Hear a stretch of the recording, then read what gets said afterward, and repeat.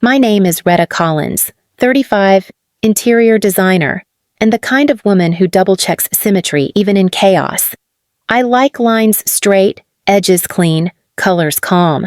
But that night in my Nashville studio, nothing felt aligned. The rain had been steady all evening, tapping against the tall window panes while I worked on a lobby redesign for a downtown hotel. My coffee had gone cold hours ago, forgotten beside a roll of swatches. I was tracing the final outline of a wall molding when my phone buzzed.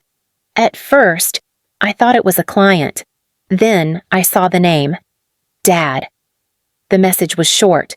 Don't call or come over. We're done. I stared at the words until they blurred. The pencil hovered above the paper, one unfinished curve hanging in mid-air. My father wasn't a man of sentences, he was a man of orders, but this felt different, stripped of even anger, just final. For a long moment, I listened to the hum of the desk lamp, the slow, patient rain, the distant city noise that sounded too far away to belong to me. I didn't cry. I didn't call back. I typed 2 words, got it, and pressed send. The screen dimmed. My reflection looked strange against the glass, the careful woman who had spent years building something of her own, now reduced to a blinking cursor. I set the phone face down, steadied my hand, and drew the last line on the blueprint. It felt deliberate, almost ceremonial. The air in the studio settled, a silence so thick it seemed to hold its breath. Outside, a siren passed down Broadway, its wail stretching thin through the rain. I didn't move. I just waited for whatever would come next. I grew up inside the smell of hickory smoke. My father, Wade Collins, built his reputation from it Collins Roadhouse BBQ, the kind of place where every booth smelled like bourbon sauce and ambition. By the time I was old enough to reach the counter, my job was to smile at customers and wipe down menus.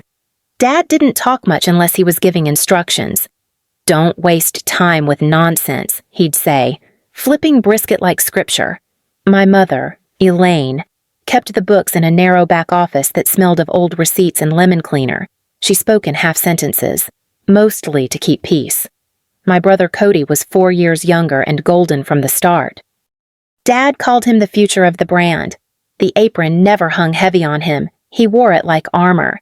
He was the one learning how to season ribs, while I was the one sketching floor plans on napkins during lunch breaks. I used to imagine light spilling across wide spaces, colors soft enough to make people exhale.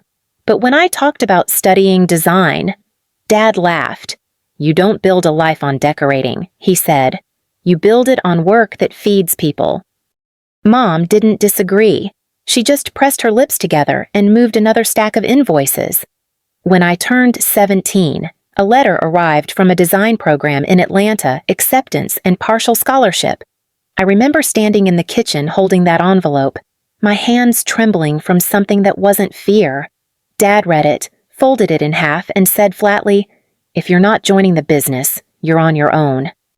I packed that night 2 bags, my sketchbook, and enough cash from waiting tables to get me through the first month. Mom hugged me quickly, the kind of embrace meant not to be seen. The next morning, I left before sunrise. The smokehouse lights were still glowing behind me, orange and steady, like they'd never notice I was gone.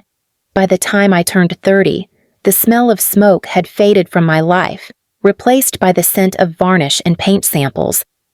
My design firm, Studio Collins, had found its rhythm small projects at first, then full renovations for boutique hotels across Nashville. Clients started referring friends, and word spread that I could make a room feel like home without saying a word. I kept my success quiet, the way you tuck away something fragile. My parents never asked, and I rarely volunteered. It was easier that way until the first call came. Mom had fallen ill. The insurance barely covered the basics. Dad's voice, still thick with command, didn't waver when he said, "We could use some help with the hospital bills." I wired the money that night. No questions, no conditions. A few months later, it was Cody. His food truck idea had tanked after 3 events and a flat tire outside Knoxville. He sounded sheepish when he called, but only for a minute. just until things pick up again. He said, I sent 20,000, then another 10 when things didn't. It became a rhythm. An invoice disguised as affection. When the restaurants fell behind on payroll, I paid. When new equipment broke, I covered it. Each wire transfer was a small peace treaty. Proof I still belonged to the family, even if I lived outside its walls. Dad started calling me our safety net. The words were supposed to sound like gratitude, but they landed like chains. I told myself it was love in another language, that maybe helping them meant I'd finally earned my place back. Years slid by. $300,000, give or take, left my accounts and disappeared into theirs. Each payment bought another year of polite phone calls, another holiday invitation half-heartedly extended. I told myself it was fine, that this was family, and family looked after its own. But some nights, staring at my studio's bank ledger, I'd catch myself tracing the numbers, wondering when generosity had started to feel so much like debt. It started as a quiet idea on the edge of a sleepless night, designing sustainable spaces for small hotels and restaurants that wanted to stand for something more than profit. Nashville was changing fast. New travelers cared about light, energy, materials that breathed. I wanted to build something local, something lasting, for months. I built the plan the way I'd build a room layer by layer. Cost projections, partnerships with eco-friendly suppliers, renderings that turned empty spaces into living proof of possibility. By the time I finished, the binder was thick enough to feel like hope. I told myself it was time to show them who I'd become, not just the daughter who wrote checks, but a businesswoman worth believing in. So I drove to the old family house on a warm Saturday afternoon and asked if we could have dinner together. Dad sat at the head of the table, still wearing his Collins Roadhouse polo. Mom moved quietly between kitchen and dining room, avoiding my eyes. Cody scrolled on his phone while his wife, Marla, offered a polite smile from across the table. I opened my laptop and started my presentation, explaining how boutique hotels were seeking sustainable design and how I'd already secured letters of interest. I'm not asking for a handout, I said, $200,000 as an investment. I'll pay back with interest. I want this to be a family project, our name on something that lasts. Dad didn't even wait for the next slide. People want ribs, not recycled wood, he said, leaning back with a laugh. This is a pipe dream. Cody chuckled, eyes still on his phone. Maybe she can make the chairs out of napkins. That's eco-friendly. Right. My cheeks burned. I tried again, pointing to projected returns and partnership potential. Mom kept rearranging the napkins like they were suddenly important. Only Marla spoke up softly. I think it's smart, she said. Hotels love that stuff now. Cody shot her a glare that shut her down. I closed the laptop slowly. The sound of the hinge felt louder than anything I'd said. Dad reached for his iced tea and shrugged. Stick to decorating, Rhetta. Leave the real business to us. That was the moment I understood, no matter how much I'd built. They still saw me as the girl who walked away.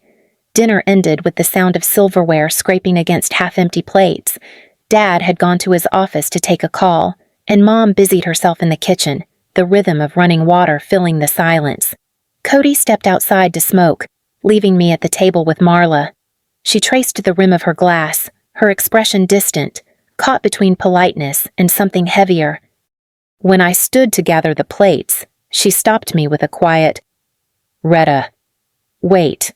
Her voice was low, the kind people use when they've already decided to break a rule. She glanced toward the door to make sure no one could hear. There's something you should know. Cody's been taking money from the restaurants. A lot. I froze, dish in hand. What do you mean? He moves it around vendor payments, equipment repairs stuff. No one questions because your dad trusts him. She swallowed hard.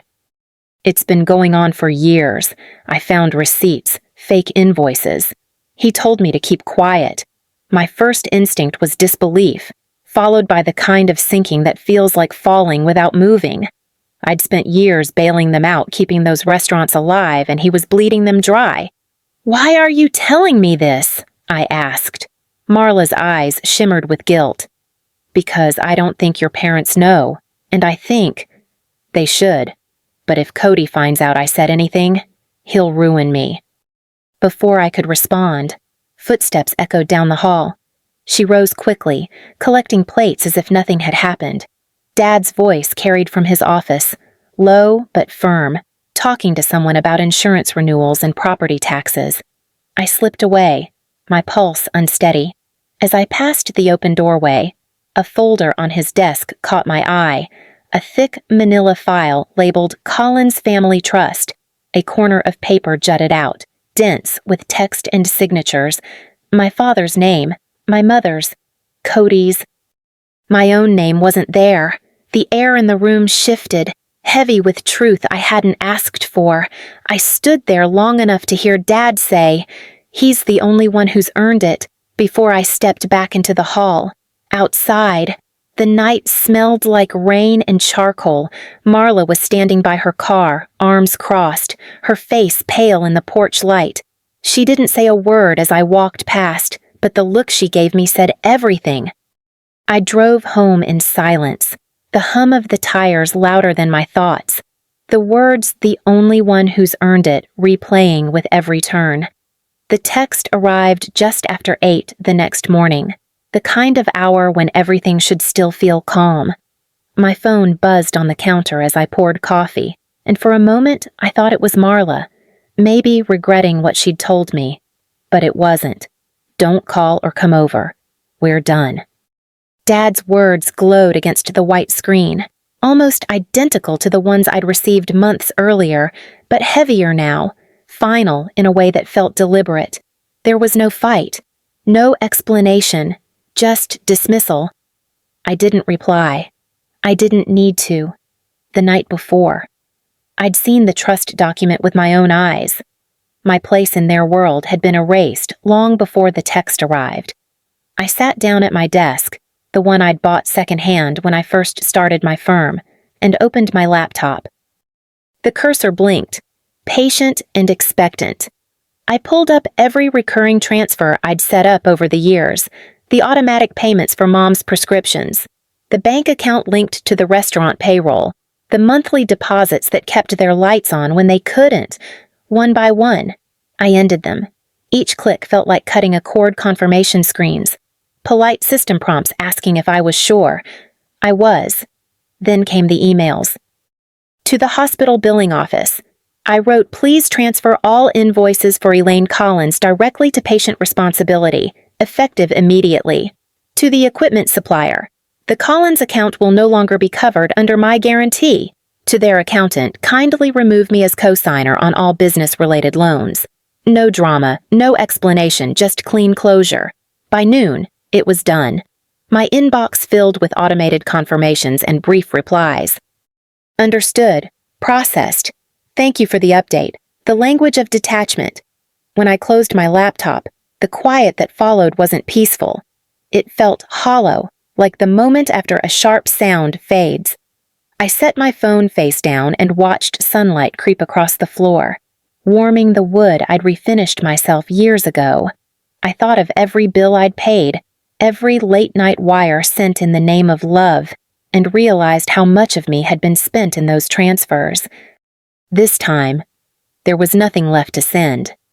The first call came before sunset. I let it ring out while I folded laundry, the hum of the dryer swallowing the vibration against the counter. The second one followed 5 minutes later, then another.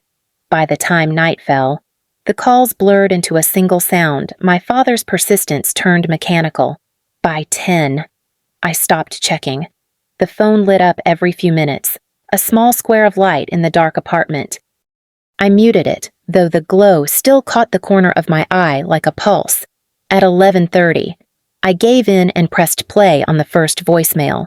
Cody's voice filled the room, sharp and panicked. "You really think this is funny? You cut us off and walk away. You're selfish. Rhetta, you'll regret this when everything falls apart." He sounded like a man used to being rescued. The next message was Dad steady, commanding. "You need to fix this. The restaurant can't function without your help." You owe this family. The word owe stuck like a splinter. The last was Mom, softer, shaking. Honey, please. Your father's blood pressure is up, and Cody's in trouble with the bank. We're family. Don't turn your back now, not after all you've done for us. Her voice broke near the end, a sound I'd have once rushed to comfort, but now it just echoed through the room, hollow and rehearsed. I deleted them one by one, thumb steady, breath even. When the last message disappeared, the silence felt strange, too clean, like a room stripped bare after years of clutter. Still, the buzzing didn't stop. Texts piled in accusations, guilt, half pleas written in the language of panic. I didn't read them. I placed the phone face down again and returned to my drafting table. Outside, the city kept moving cars on wet pavement, laughter from the bar downstairs, the rhythm of a world that didn't know my family's collapse. Each vibration against the wood was a test, daring me to flinch, to break my own rule. I didn't. I traced a line across a new design, hand steady, knowing that for the first time, their chaos wasn't mine to clean up. The air inside 5 Points Cafe smelled like burnt espresso and rain-soaked pavement. I'd chosen the corner table by the window, the one farthest from the door, where I could see them coming. Dad arrived first, his expression already set like a verdict. Mom trailed behind, clutching her purse as if it were armor. Cody followed last, jaw tight, phone in hand, pretending not to care. No one ordered coffee. We just sat there, the clatter of cups from other tables filling the silence between us. Dad leaned forward. You've made your point. Now what's it going to take to fix this? His tone was the same one he used with suppliers. Not a daughter. I folded my hands on the table and spoke evenly. I'm not here to fix anything. I came to close the books. I slid a folder across the table.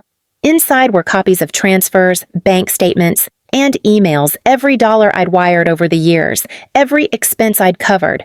Tucked beneath them were screenshots of Cody's hidden accounts, the ones Marla had warned me about. Cody paled. Where'd you get that? Doesn't matter, I said. What matters is it's over. Mom's hand trembled as she opened the folder. Rhetta, this isn't... It's exactly what it looks like. I interrupted. I sold my design project last month to a national firm. $1 million, signed and cleared. I don't need anything from you. Dad's eyes narrowed. Money isn't the issue. Loyalty is... I met his gaze and felt something inside me settle. I gave you everything but myself, I said quietly. I'm keeping that now. No one spoke. The cafe noise seemed to dim around us. I stood, placed a 20 on the table for the untouched drinks, and pushed in my chair. When I stepped outside, the rain had stopped, leaving the pavement slick and shining. I didn't look back. Winter came early that year, the kind that muted Nashville's usual hum. Work filled my days contracts, site visits, sketches, but sometimes, while driving across the river, I'd pass one of the old Collins Roadhouse signs and feel a hollow echo of what used to be pride. 3 months after the cafe meeting, I heard the news through a client. Shame about your family's place, he'd said gently, sliding a newspaper across the counter. The headline was small. Buried near the business section, Collins Roadhouse BBQ files for bankruptcy after financial mismanagement allegations. The article mentioned lawsuits from vendors and a pending investigation into missing funds. Cody's name appeared halfway down, attached to words like embezzlement and personal withdrawals.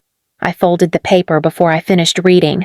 A week later, the building on Jefferson Pike was stripped bare, sign taken down, windows covered. The smell of smoke and vinegar that had once clung to everything was gone, replaced by dust and quiet. Then came the letter. It arrived on a gray afternoon, the envelope addressed in my mother's handwriting, soft loops and careful spacing. Inside were 2 pages part apology, part memory. She wrote about how proud she'd been watching me create something on my own, how she wished she'd said it sooner, She didn't defend Dad or Cody. She just mentioned the empty kitchen, the quiet that felt too big. "I hope you're warm," she ended.